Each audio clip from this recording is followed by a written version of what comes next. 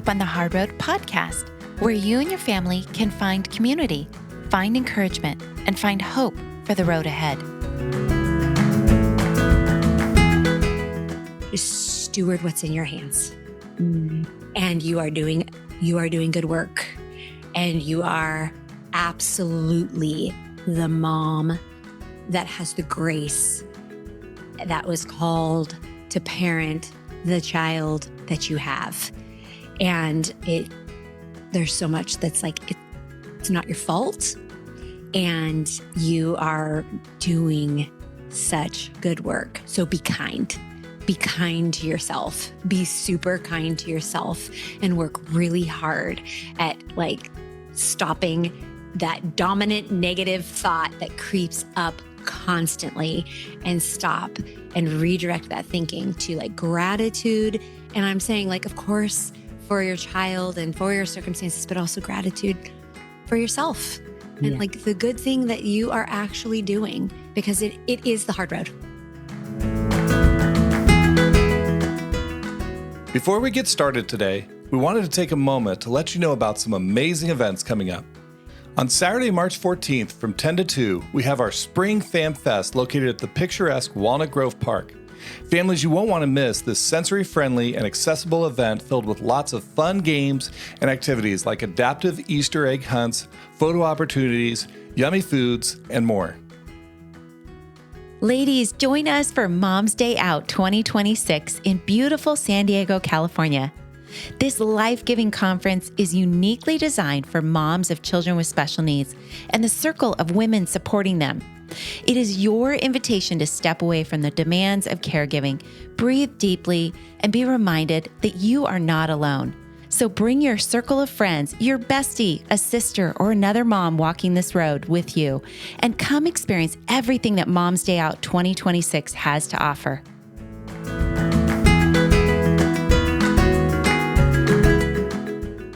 Hey guys, thanks for joining us on the podcast today. We are so excited to have author, speaker, podcast host, and entrepreneur Jen Jones back with us today. Jen is the founder and CEO of Jen Jones Direct LLC and the creative architect of the Significant Conference. She is also a certified health coach, having built a nationwide health and wellness business. I first met Jen a few years ago when I saw her dancing with her family on Instagram. Fast forward to today's episode, and you are in for a treat. Jen is full of joy, and I just know you too will be inspired. Yet, this is also a very real conversation today between two moms in the same stage of life, raising two amazing young women in a world that isn't always kind or inclusive, but a world that is worth helping change for the better. Ladies, especially, you don't want to miss this conversation. We talk about it all. Yes, even menopause. Jen knows what it's like to experience the unexpected and have to grow through life's greatest challenges. And I'm so excited to share that Jen will be speaking at our Mom's Day Out conference this May 1st through 3rd. So hurry over to our website or socials and get your tickets today.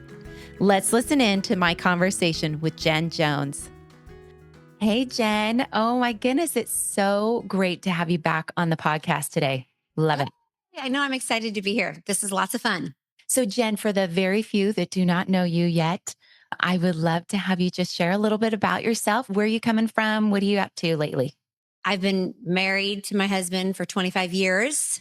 We have 4 kids, and our oldest daughter has the Down syndrome diagnosis. She's 21. And then I have another daughter, 19, and then a son. I actually got a boy in there, and he's 17. And then I have another daughter who is 15.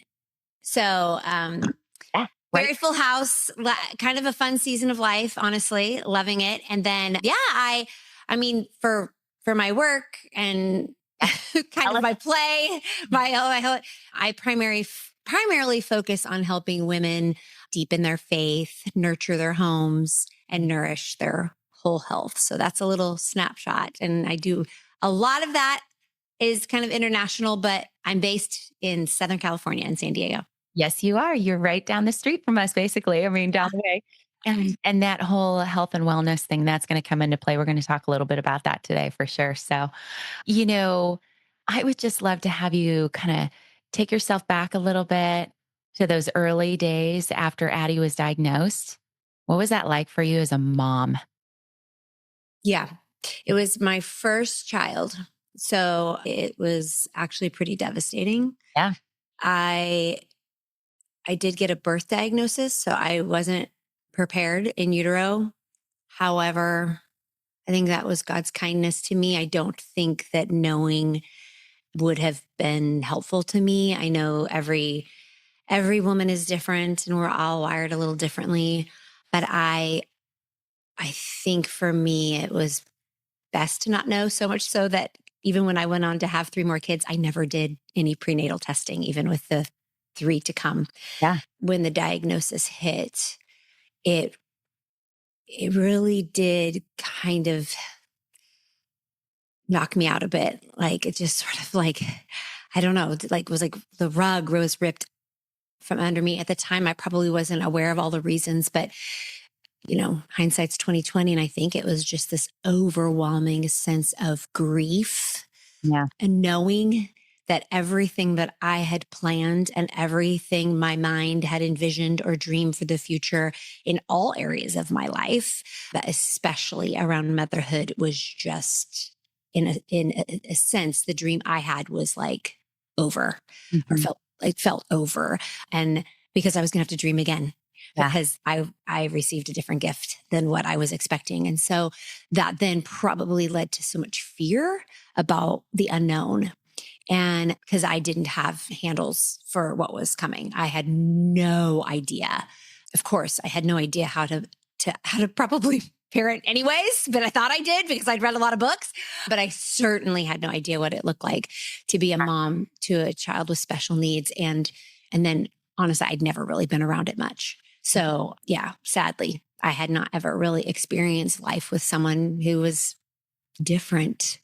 Yeah. Devastating, but it did reshape me and it did transform my life and in the best possible way.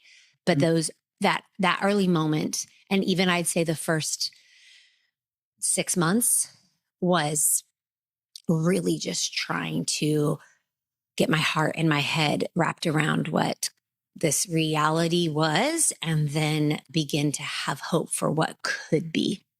Especially when you find out at birth and you don't have that ability to know ahead of time. And just really just in general, it is such a journey. Our Abby was diagnosed later, of course, with autism. And so that's a whole other journey. But, it doesn't matter what way it happens. It's a journey. It's a journey. It's just very unexpected. I mean, this is not everyone's story, but I think a lot of women, not only is it unexpected and unknown, but there's parts of it that are very unwanted. Yeah. And so then how to navigate and manage that, though you love your child so deeply and you want them, is just, you don't want them to suffer. You don't want them to experience pain. You don't want them to be rejected. You don't want life to be hard for any of your kids. And you kind of, I mean, hard's inevitable. And it's actually really good for us according to God's word, but you like really do desire to avoid those things. And so I think when you get some form of diagnosis, you go like, oh yeah, we're not going to be able to avoid that. You can't with your other like neurotypical kids either, but you think you can. You think you're actually in more control than you truly are, but you're just sort of like, like, oh, you don't want that for your child. You want your child, but you don't want the hard things that they're going to face and that you are inevitably as well. What brought you to that point of acceptance and moving forward?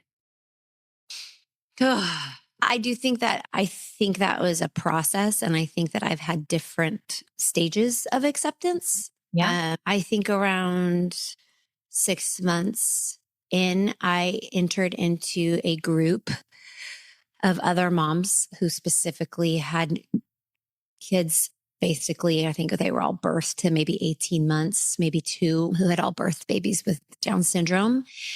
And I think getting into that community and talking to other moms who had at least that same this resonance of like, oh, we have this in common. Of course, we're different with diagnosis and just like any mom and pregnancy and all of that. But there was a sameness of like an understanding of the road that it had been so far and what it was going to be, and even the needs. Like, of course, we all have our own unique needs, but our babies kind of had some very similar needs. And then as moms, we had some similar needs. And so I consistently met with that group for a year, and it kind of helped me go, okay, I'm not alone. I can do this. Yeah. And then meeting moms ahead. Okay. This is a good thing. I have shared about the diagnosis piece, and the day before, my husband sharing the scripture of every good and perfect gift comes from above. And so there was an element of truth that got poured into me, but truly like then accepting that she was a gift, probably in that it took me probably a year to really go, okay, breathe deep. I can do this. And then I would say that I sort of, with how I am wired, a little bit type A and then I determined to like, okay, well, if this is what we're going to do, then we're going to do it the best way possible.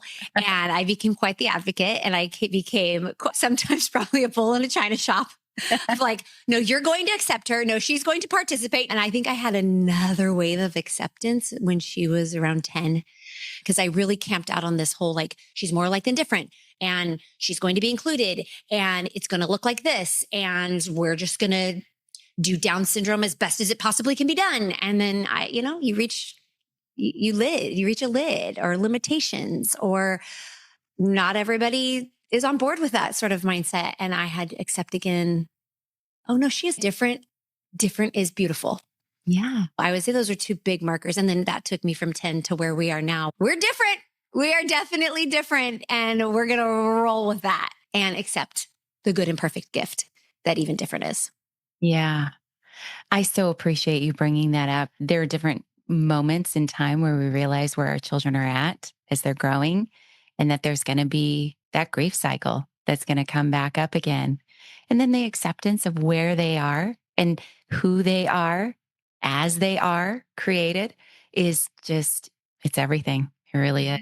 Mm-hmm. Yeah. And I think there's a freedom in my motherhood. There's a freedom in me that has actually caused me to even accept things about myself that then like cease these different areas of like strife and striving that God has used Addie in to make me better and to transform me and to even be more like him by being able to fully accept her. And it's really kind of defined for me worth and what true worth is. I think before Addie, and in some ways I'm grateful she was my first, because if not, I think I would have been that parent that like really had identity around my motherhood, and even around like for my kids, like based on like achievements and accolades. And I see it all the time in sports and excellence and all these things. And it's not that I like have a low bar, and of course we shoot for the moon and we want our kids to have goals and like all of these things,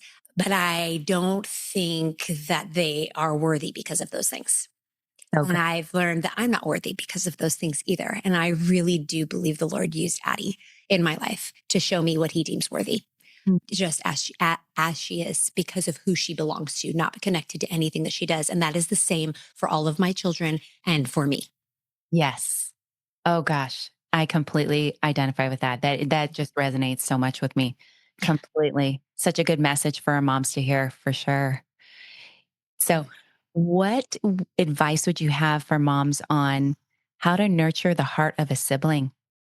Oh yeah. Okay. Whoa, this one chokes me up a bit.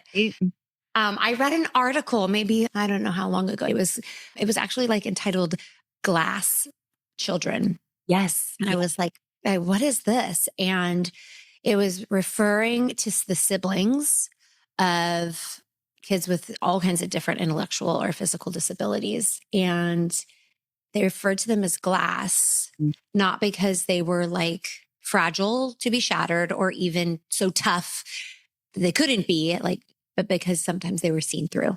Yeah.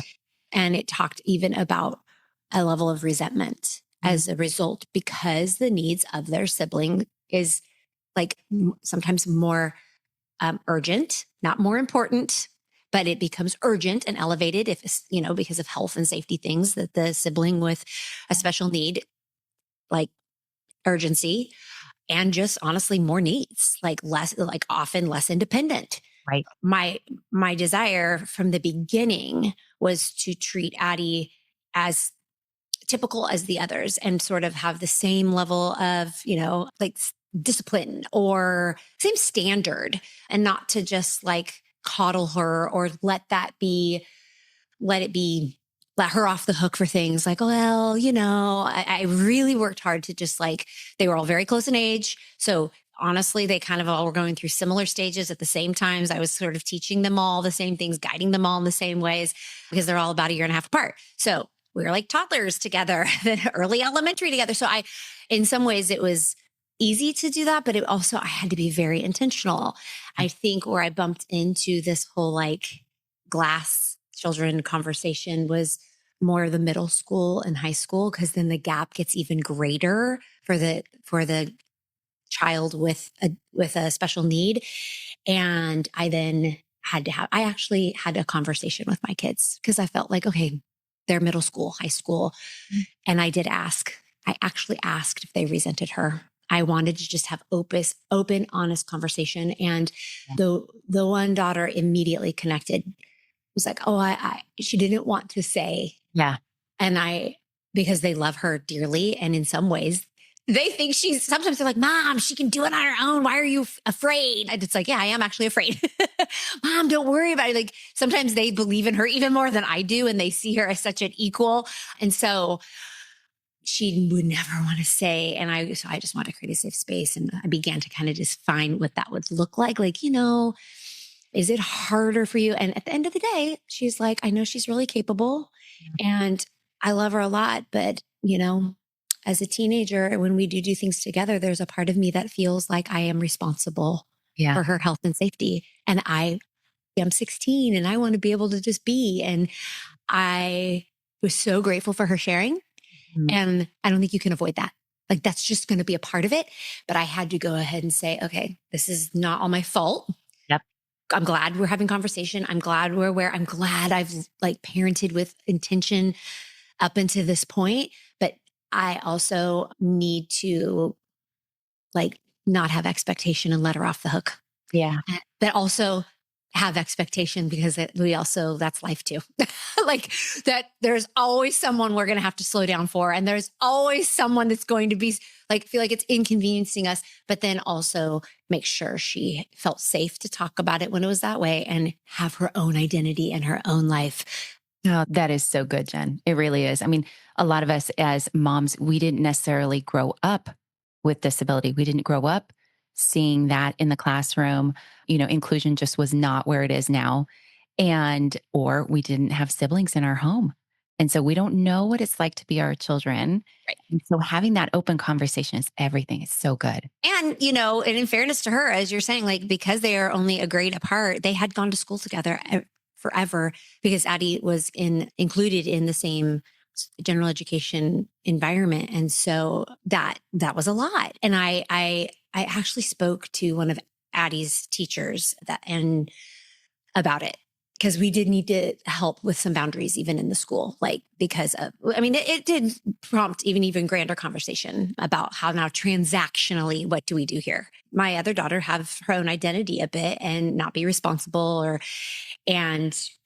she said something so profound, this teacher. She's like, oh, I have a sibling who's neurotypical, and we just did a lot of the same things. We were in the same sport. We had similar friend groups because we were only a grade apart, and we experienced this. So this is actually normal as in teenage years, and I'll help with that. And we talked about some boundaries and guidelines and transactions. So I do think it's important, even as moms, to not even always navigate some of these dynamics alone or be ashamed. Oh, I did it wrong. And now I have kids that resent each other, or, oh, if I would only done this sooner. We really had this conversation late middle school and early high school. And I actually asked for help and even made it a part of the IEP. So good. I think it's good to ask for help and to not let shame sweep over you like you weren't a good mom or that you've ruined your kids or, no, it's just like, so, okay, let's redirect and how can we move forward? So, we're about to celebrate World Down Syndrome Day, and there is just so much wonderful, amazing advocacy out there. What is something looking back that you wish you knew as a new mom that you'd want to impart to those new moms coming into that story now? I think to recognize that it is actually just a journey, you're not going to know everything on day one. And I would encourage you not to try to figure everything out. Yes. Never Google. Never Google. And I think it's good. We're all wired very differently, but I think across the board, regardless of your wiring, to as much as you can in that first year, just enjoy your baby. Yes. You're going to be receiving information and things about early intervention. And I say, take advantage of all of the early intervention that is offered to you in that first year and just enjoy your baby and bond with your baby, be in the moment with your baby. And then as you move forward, I would encourage just connecting with another mom or another community of moms who have a child with Down syndrome that are just maybe one stage ahead of you, because you evolve and change so much. To talk to a mom who's 30 years ahead of you, you're going to change, you're going to evolve, you're going to be different. And then every child looks different. So there's a part of yes, preparing for the future, but then also kind of living in the now. And so I think it's just so good to maybe know what's coming a step ahead, but not to think that you have to know everything. And so often I'll get calls, and my daughter's 21, and I'll get calls from a mutual friend, a friend who my family member just had a baby with Down syndrome. Can they call you because of what they see with Addie, because of what they see, online, or maybe they experience her in real life? And my response is always, I would love to talk with them. And I would, of course, love them to see all the goodness of Addie. But I would like for you just to give them my number and let them know I'm available and that they can talk to me when they're ready and on their time. And then even when they do call, I'm very careful to talk about, because I don't know what's going to happen on their journey and their road. There are some basics that we all experience. And honestly, when you have a newborn looking at 21, honestly, that was terrifying to me. Absolutely. I never assume it's going to be so great. And it's going to be because it's taken me a while to believe it's so great and to be able to go, it's so good. And then even in the mom's own heart around her grief, to not be ashamed, because some women have their baby and it's their best life, or some women adopt a child on purpose, right? With a disability or with Down syndrome, and they're excited. And then there's the other side of the spectrum, which is where I was, that was deep grief. Yeah. And neither are right and neither are wrong. They are both just our stories, and they are both the journeys that we have to navigate and grow through. And so I would say for the mom to then also allow themselves to feel the feelings fully and to maybe navigate that with someone who is super, super safe. And it may not be another mom with a child with Down syndrome. Yeah. Yeah. Might be a counselor, right? Oh yeah, absolutely. 100%. Oh, Definitely that's good. counselor. That's so good. That is great perspective, Jen. Okay, so hard shift here, girl. Okay, here we go. We are in our 50s and fabulous, as they say. We have now entered our fabulous 50s. And, as we are in that stage, we are aging as caregivers. There's no two ways about it. And there's a lot going on. I mean, hormone changes. Oh my goodness. There's so much going on. How are you doing in this stage of life? I know how I'm doing. How are you doing? Yeah, it has been a rough 2 years. I think that, we have kids, usually 20s and 30s, for the most part.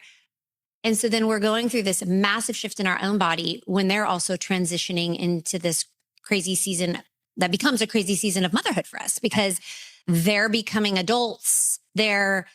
and having a child with special needs, that transition is incredibly massive. And then you're also having all these changes in your body. So you're just I've just been an absolute train wreck. Absolutely. Hot mess, right? Hot mess.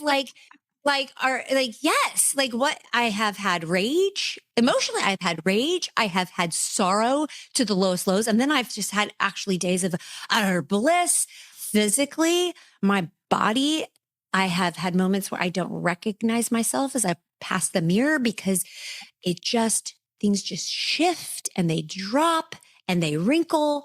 And Yeah, totally. it's like, what is happening?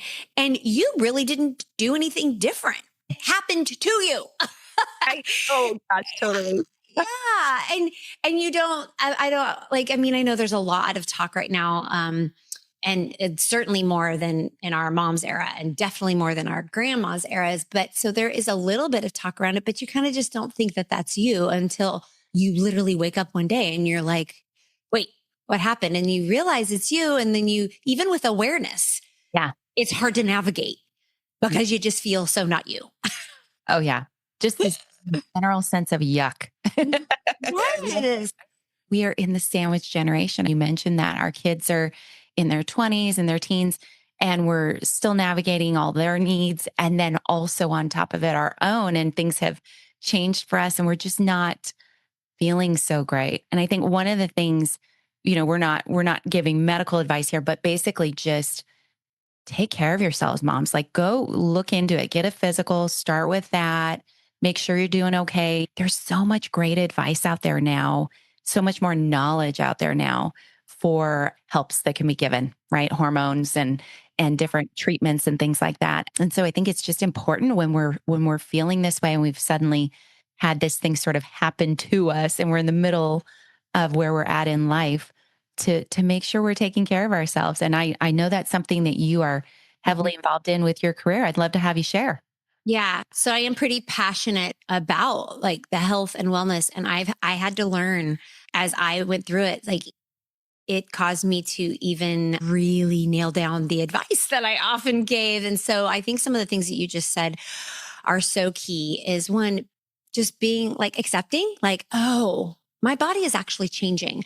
I don't want to use it like as an excuse, like, well, it's changing and just surrender to it. There are things that we can do to navigate how your body is changing and come out feeling good on the other side and good in your skin again. And so one, I do advise proactively and preventatively seeing a healthcare provider. Yeah. I really do think getting your blood work done. And, I've seen, I actually do great with my traditional doctor, but I also had some tests run with a naturopath just because they do some alternative testing and just to confirm and be sure and be super thorough, because I wanted to avail myself to whatever would help me to continue to be a good human and enjoy the life I had with the people I have. And I didn't want my own internal angst and my own some days feeling disgusted with myself, which is like not okay. Like we have to accept and embrace and love our bodies and ourselves as they are. But so I was like, okay, I want to do that. I don't want what I'm experiencing to just like ooze out and negatively impact my relationships with my kids, with my husband. And I even was super honest after I got all the blood work back, after we talked about some things, because there's supplements that can be taken. I mean, everyone can go a different path. Again, not medical advice. I'm not a doctor, but I encourage go seeing someone professional that can give some advice. And then just being even honest, like having the conversation. I've told my daughters all about this. My son, he's 17 and he doesn't know, but sometimes I'll be like, but my daughters, I explained like, yeah, this is what's happening. So sometimes I'm sorry, both in advance, and then I will repent again. And I told my husband, I'm like, this is the season in life where so many women leave their spouses and they want a divorce. And it's actually a little irrational. It's a total thing. And so I'm like, so can you just be aware like sometimes I know I'm going to be irrational, and I'm not saying that I have a pass on it, but just like, I'm not crazy. I'm not going crazy. There's just a lot going on that even I'm trying to navigate. So then having those conversations is really good.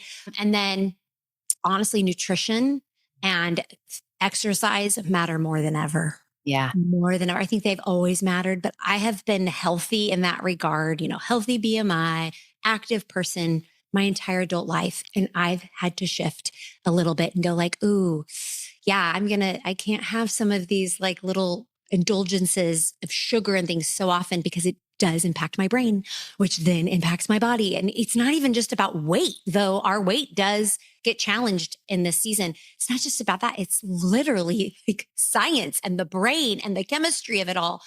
And so definitely making modifications with my nutrition and even my exercise. And in that, all of that, also just being gentler on myself and not too hard on myself, knowing this is a shift in lifestyle and it's a long haul. I've actually paid more attention to my sleep. Yeah. I was like, oh, it's okay. I'm gonna go get her. We can do this. We'll sleep when we're dead. I had that mentality. Like, actually, no, we're going to come up with a great nighttime routine and have sleep habits, which can feel indulgent and even challenging as a mom. And especially when there's these other needs in our kids that are so real and so prevalent. I've just had to shift up my rhythms a bit and my routines a bit so that I can have a good nighttime routine and I can have a good morning routine. And that's going to look different for all of us. So I don't want to like be super prescriptive here, but I do think it's important to be intentional and then maybe find a community, having a few other women. And I didn't join a group or anything.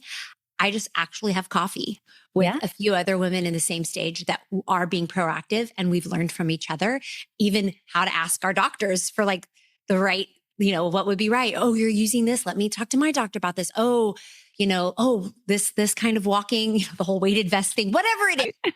It's all of the things I think we're seeing so much in social media. And so many of them I think are very good and very real. And then I've actually then just like connected with a few even non-professionals that are in it with me. And we've navigated that together, which is validating, but it's not to like commiserate. It's to go like, okay, so now let's move forward.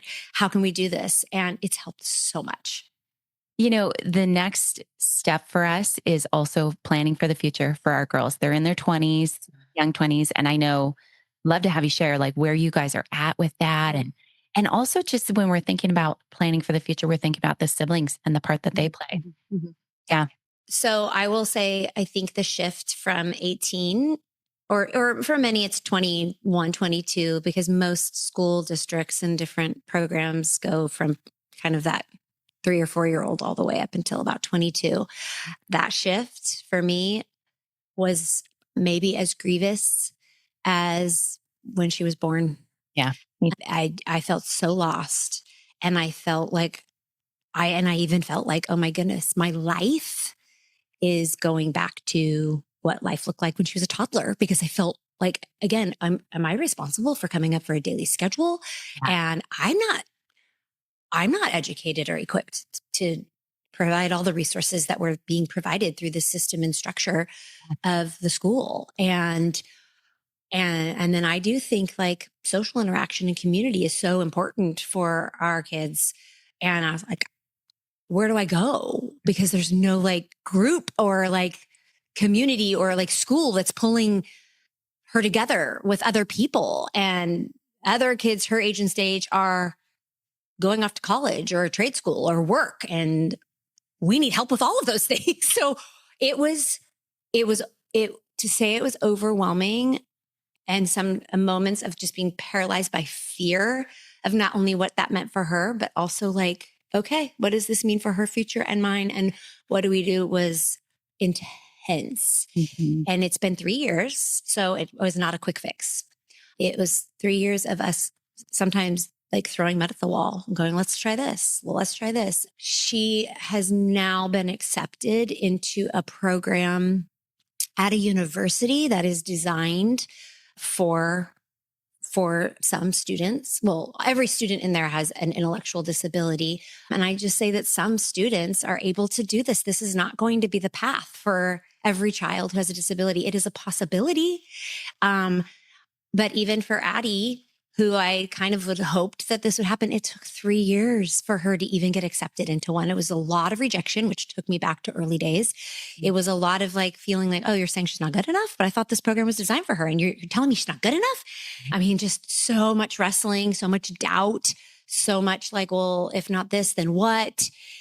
And because sometimes she falls in this weird middle of like not qualifying for certain kinds of resources that would help with her day, and needing help to she can't be fully independent, like needs help for that. Yeah. We are moving into that program, and it also is across the country. And so I've been met with moments of what in the world do I actually think I'm doing? And can we actually do this? And I've just decided to sort of take it a day at a time. That's it. Not fear a future that has not come yet. And part of even why we did seek out this sort of a program that would remove her a little bit from us and help her to become a little more independent is one for her. I think all of us want to maximize our child's potential. And so we all try the different things and see like, well, like how far can they stretch? How far can they grow? I'm a big believer in that. Like, let's stretch goals. Let's see what is possible here. And then we navigate from there based on limitations and whatever. But I believe in at least stretching. I value growth, and growth says, let's just stretch and to see who the person God created to be. So for her, but then also thinking like, her siblings are going to be her longest lasting relationship. And that's a lot to put on them. And probably around the time that that's going to happen for them is about the time that they're raising their own babies and or maybe even launching their own children and going into an empty nest situation themselves. And then to take on, a 50-year-old sibling with a disability. I have incredible compassion for my other kids and empathy around what that would look like, and knowing they love her so much, and also knowing like they didn't sign up for that, and wanting to proactively here on this end assist as much as I possibly can to make that a smoother future for them all. I'm not in control.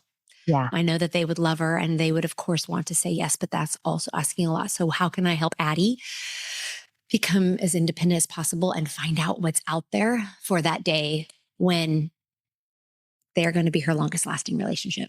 Jen, that's beautiful and just so real, so raw and real, because we don't know what the future holds. We got to take every day, step at a time.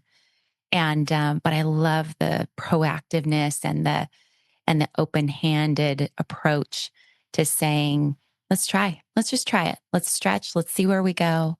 And let's do it while we're here as parents. Yes. We can help facilitate, support that journey for a child with disability, that letting go while we're actually still here. That's right. Yeah. And I'm about to really experience what that letting go is like. I'm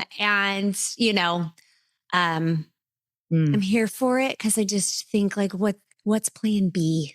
Yeah. And that's what I just keep kind of telling myself when I think too far out and I start to think worst case scenarios and start to doubt myself or my decision and, self-bully or all of those things, like what's plan B?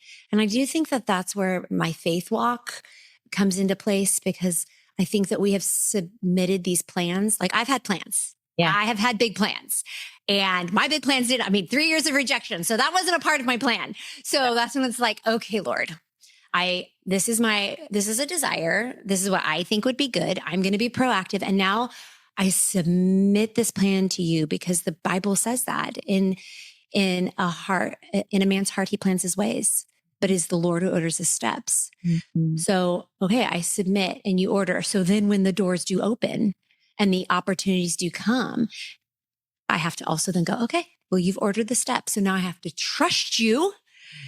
I have to trust you that this is the step. And until you do otherwise or direct us otherwise, I now have to surrender my control. Jen, I always like to ask this at the end of a podcast. What's just one thing you'd like to share with our listeners, with our moms, to help bring hope for the road ahead?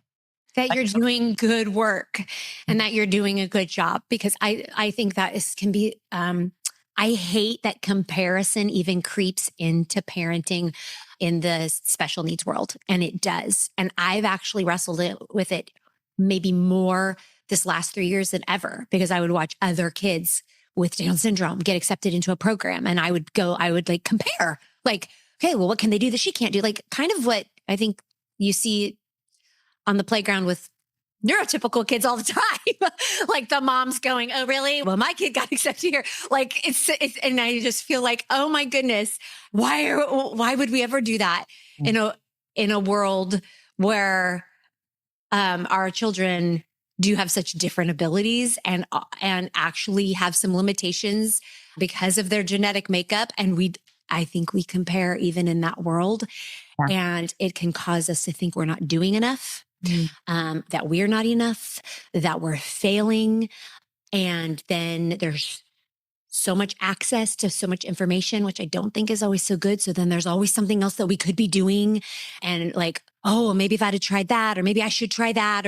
And I just want to say, like, just steward what's in your hands. And you are doing good work.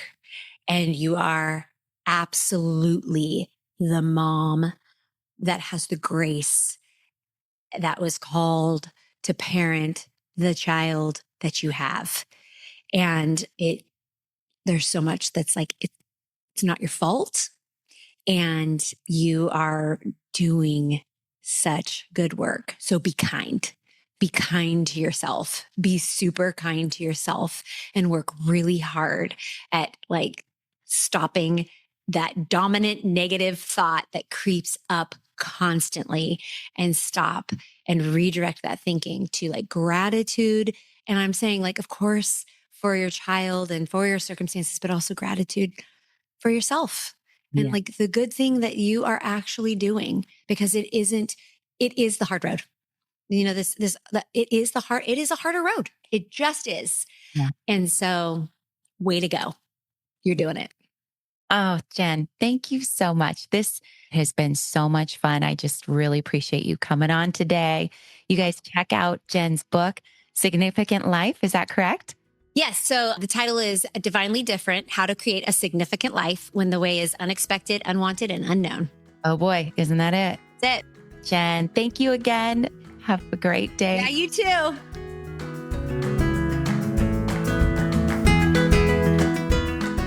Check out the show notes to find resources and contact information for today's episode. Yeah, and if you like the podcast, please share it with others and be sure to follow us so you won't miss an episode.